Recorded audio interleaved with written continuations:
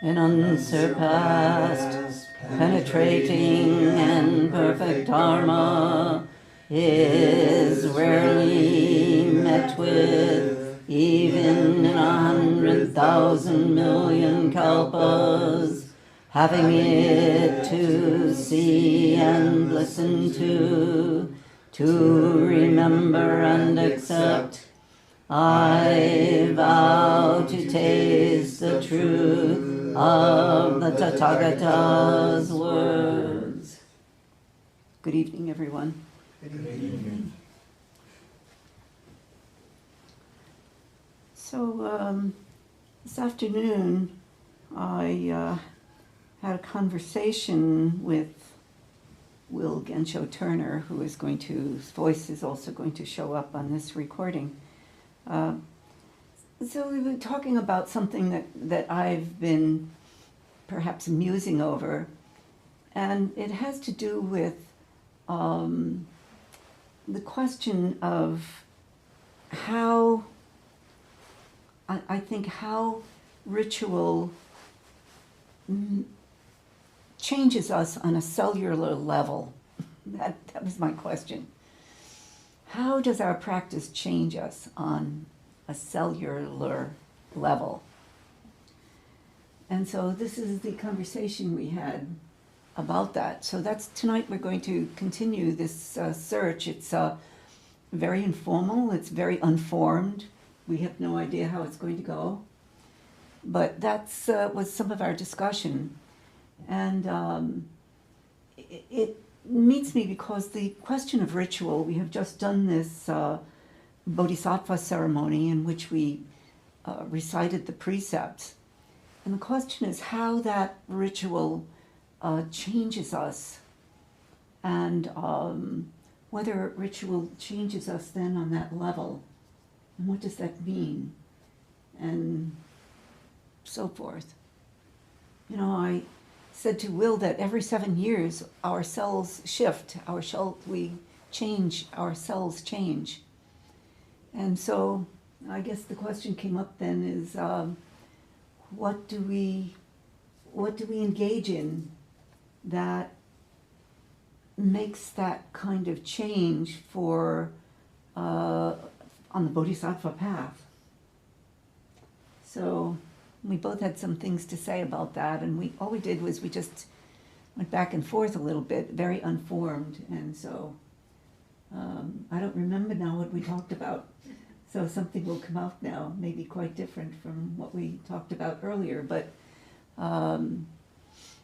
it's just something that interests me, that we come upon a ceremony or we come upon something and we're deeply moved by it, such that we follow that path, or our whole body and mind is moved in that direction. So that's what we're talking about, the cultivation of that, perhaps. That's what we're after. Is that right? I think so.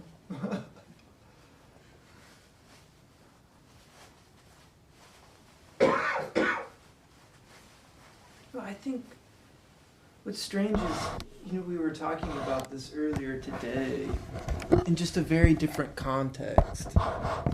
And just now that we're sort of in the context itself, how that changes the dynamic. Mm-hmm. All right. Because I think, at the same time, I spend energy and effort trying to cultivate various states.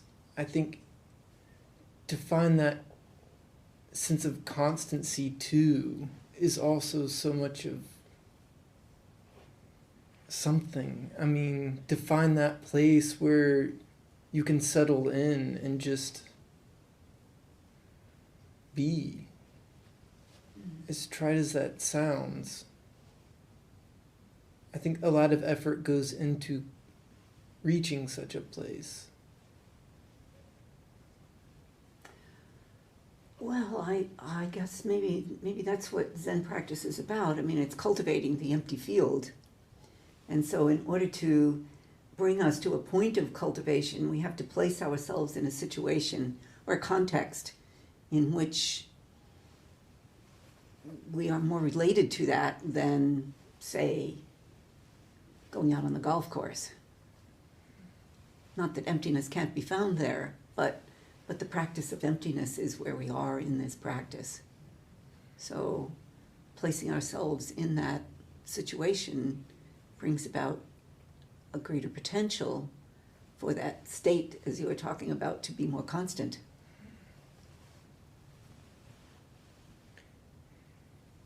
And I think it is like that. We come to this place, some of us wearing robes, some of us not, but we sit very intentionally and we do this ritual, and I think it changes, I think, our very mode of perception.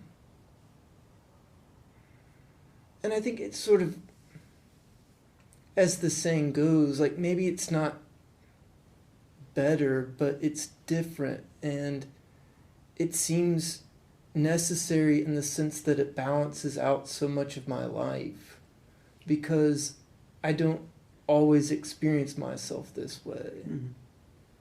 And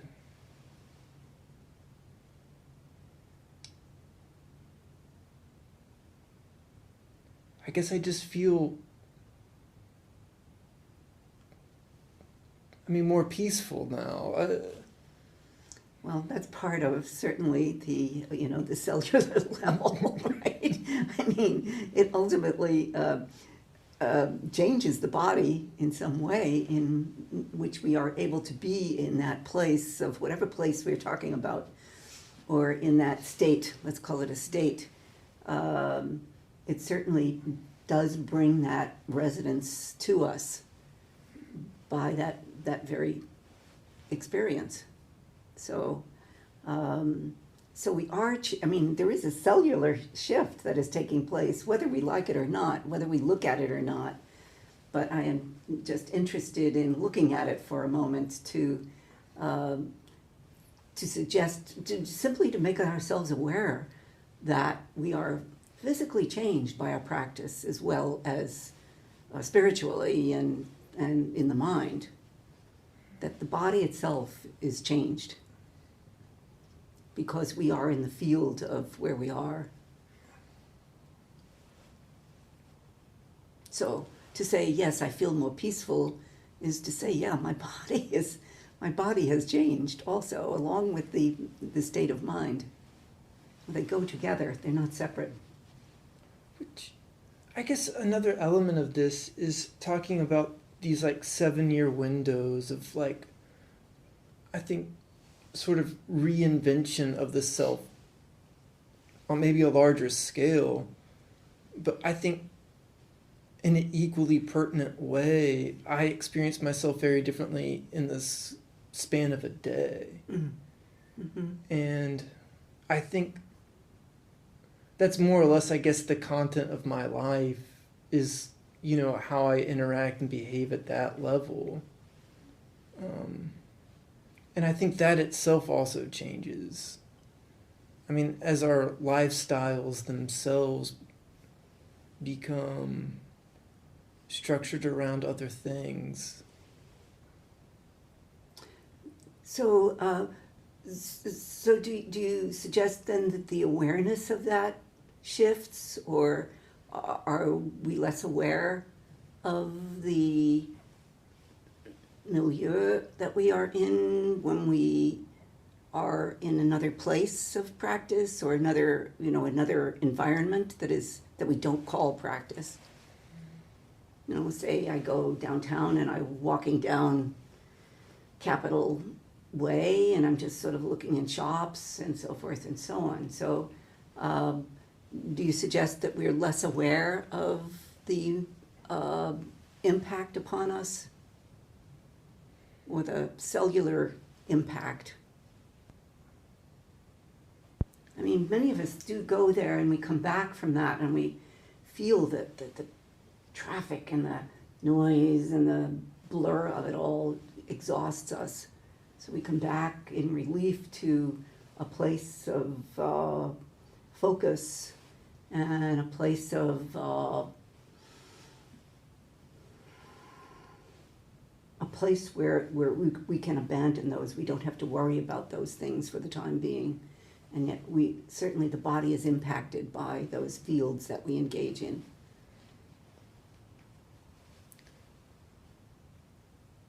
I think a lot of how I experience this, it's like sometimes in my day,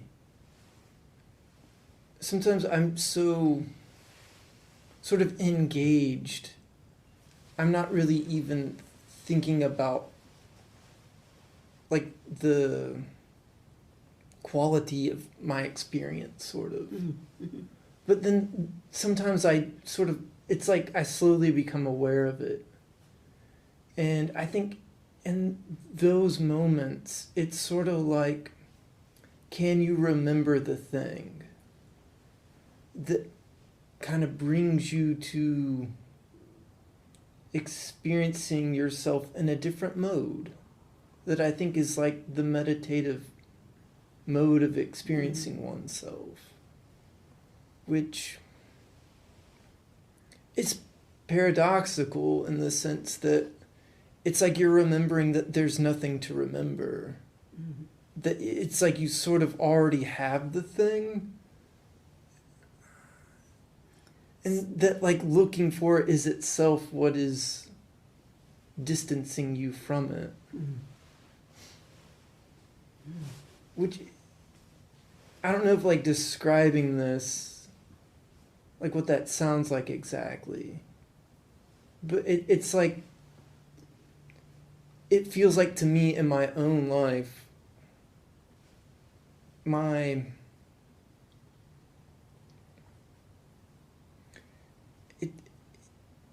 it's like my availability in my own experience ranges. Mm-hmm. And I think a lot of what meditation for me is like, it's like getting as up close to my experience as I can. And sort of training that, I think, whatever the mechanism is that allows you to do that. So when it seems like appropriate to do so in my life, like in my creative expression or in my engagement of other people, I think sometimes I can sort of make that shift off of my volition, to where I have some degree of control as to kind of what mode I'm operating from. Yeah. So what did we say about that word control? Didn't I? I had umbrage to the issue of control, and we used a different word then afterwards. And what did we call it? What did we say? Do you remember? Because the idea that we run around trying to control the atmosphere or ourselves or the state or something like that is not exactly correct, because that's not really what we do.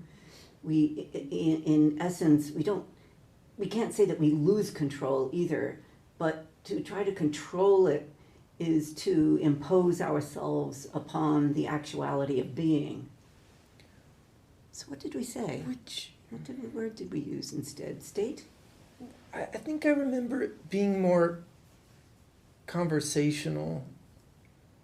I don't think we found like a perfect synonym, but I think that this is, I think, a viable part of the dynamic, in the sense that I think when I'm not in this place,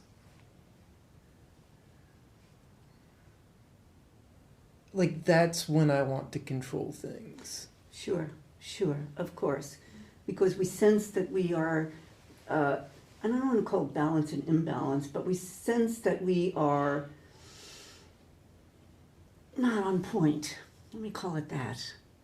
We sense that. And so there is the real intimate knowledge that when we are slightly off or not on point, we recognize it and we want to be there, because it's the fineness of it. It is the point of cultivation. It is that which we want to cultivate. And so then I think this is maybe one way of framing it. It's I think, intrinsically paradoxical. It's sort of like knowing that you have a range of modes and qualities of mind, and that the most refined of these are when you aren't trying to control them in some way. And it's like, but you know that at the same time. Sure, we're just in a state of being. And so it's like remembering to sort of not do something almost is maybe closer. Yeah, it's very subtle. And I a little wonder whether anybody knows what we're talking about. Are we way off base? Are you catching? I'm following you. Good, okay, good. You're following, yeah. Just checking, because we're also in this field.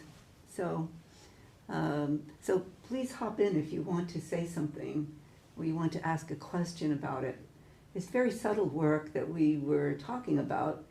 And so in itself, it required us to sort of float, as it were, in this, allowing the words to come. I mean, true Dharma is what we were doing, expressing true Dharma, but allowing that to sort of float along in an exchange, in a spiritual dialogical exchange. So, I mean, that's what we were doing, and that's what we're doing now also.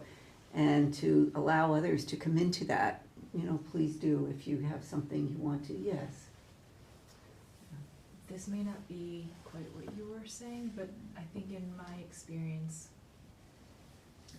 there are certain thoughts in which I feel engaged or caught,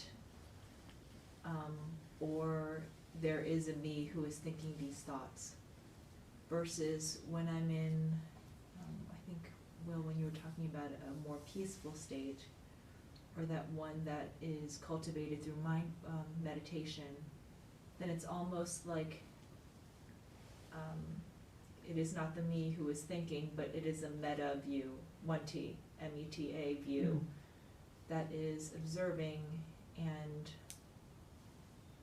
seeing the thoughts, but not being the thinker of the thoughts.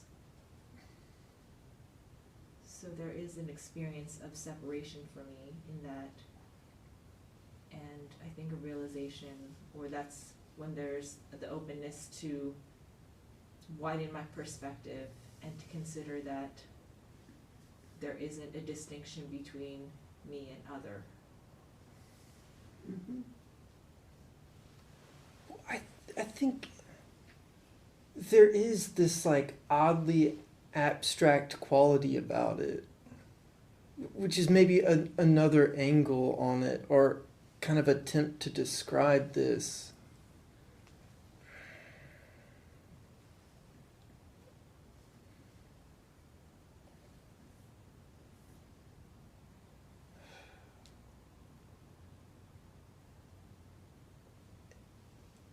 And it's like,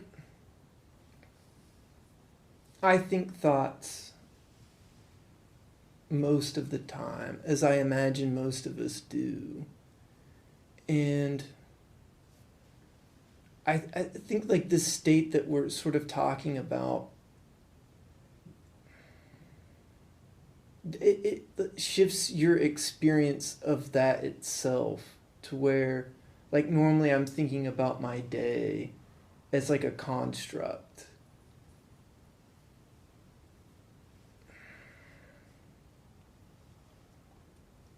I don't even know if I can. I'm trying to describe this. Yeah. And of course, my entry into the conversation was around the actual cellular level of the body. Right. So that's a kind of a different thing, in which one is moved in a certain way by an experience. And so we are opened then truly on a cellular level in which we're opened to the world, physically opened to the world, in a sense, body-mind connecting But it through this, the impact of ritual. What do you want to say? So when you frame it as what changes on a cellular level, it makes me think about, I think some of you are familiar with in scientific experimentation, the observer effect, where the very act of observing a phenomenon changes the behavior or the outcome of what it is you're observing. And in Zazen, we are, as you were describing, we're in a sense observing ourselves, and in that act of observing ourselves, could there be a change taking place? You follow where I'm going? Yes, of course. According to the same observer effect phenomenon. Yeah. That then you carry away with you. Which is the union of body and mind. There's no separation in that. Yeah. And so you're talking a bit more about how we experience this in the mind, and I'm talking about it on the body experience. And I don't know that we, I think on the body level we do experience it, and the mind level also. We are at some ritual, we are moved in some way by some experience, and we literally feel it in the body, and we are changed by it. We're changed by the experience. And so that is what I suggest that our rituals are about and aim to do, to lift us to a mythic experience of an ancient truth, let us say, where the ancients come before us and sit with us and, do I want to say guard us or protect us is what I mean, and protect us in the ritual itself, because we are doing the same rituals that were always done by the great assembly of ancestors. So we are affected by that action, by that celebration of a ceremony. Eido-san, I was thinking about what you were talking about, what both of you have been talking about in terms of the ceremony we just experienced. I was thinking about what you've been talking about in terms of the ceremony we just finished. Yes. And I mean, the ceremony begins with an act of contrition, where we're acknowledging our past misdeeds. We then honor the Buddhas and Bodhisattvas that have preceded us, and bring them into the room, essentially. Yes. And then there's a statement of our vow, Yes. what we intend to do with our lives. And then finally there are the 10 precepts, the prohibitory precepts. And I mean, it seems to me that participating in that, enacting that, Yeah. it does what it does create a change, a physical change. Mhm. At least that's the way I experience it. I wish it were more long-lasting, but it's... Well, that's why it's called practice, and why we come back again to practice. Yes. Yeah. I think I want to bring up as we're talking about body versus mind, I think it's less dichotomous than that. I mean, cellular level, I also think of the brain and the neuronal connections are the physical, some would say, substance of the mind. So as we think things, they do change the neural networks in our brains, which is then part of a larger nervous system. And the largest network of neurons outside of our brain is our gut. Mhm. So just thinking about that connection, thinking about thoughts that are then, physically, I don't know what verb to use, but intimately intertwined with or engaged with our neural networks in our brains, which then extend throughout our bodies and have a huge center in our gut, Yes, which is fascinating to me. yes, it is. So the idea that, you know, thoughts that we have, experiences that we have, memories that we have, you know, really do travel through our bodies and maybe can be lodged in our gut or in other areas of our bodies that we're not rationally, consciously aware of. So, so in essence, perhaps we could say that we digest the Dharma. Interesting. And we feed it to the bacteria and the billions of living creatures The inside cells. of us. Yeah, The non-human cells Yeah. inside of us. so. Yeah, you okay? Everybody good? I mean, there's no end to this conversation. It's just an exploration of the phenomenon of practice and the phenomenon of Zazen and the fact we sit here and we sit Zazen together and we do nothing, enter emptiness, and practice emptiness in this context of the Dharma. It occurred to me to maybe try to like describe a specific experience. Okay. There was a few weeks ago now, we were doing a ceremony and I had like a fairly unique experience within it. And it was strange because so much of, I think, ritual is that it's repetitive. But I think something happens when you get accustomed to doing something repetitiously is that when it gets disrupted, you now experience, I think, this whole different set of things. And it was something like we were doing an evening ritual and we were incorporating, I think, a memorial type element in it. Yeah. And it was something so simple. It was these behaviors that I'm so used to. And it's like I was just doing something simple now. I was like reading something at a different time. And I didn't have my glasses and I couldn't read the Gokyo card.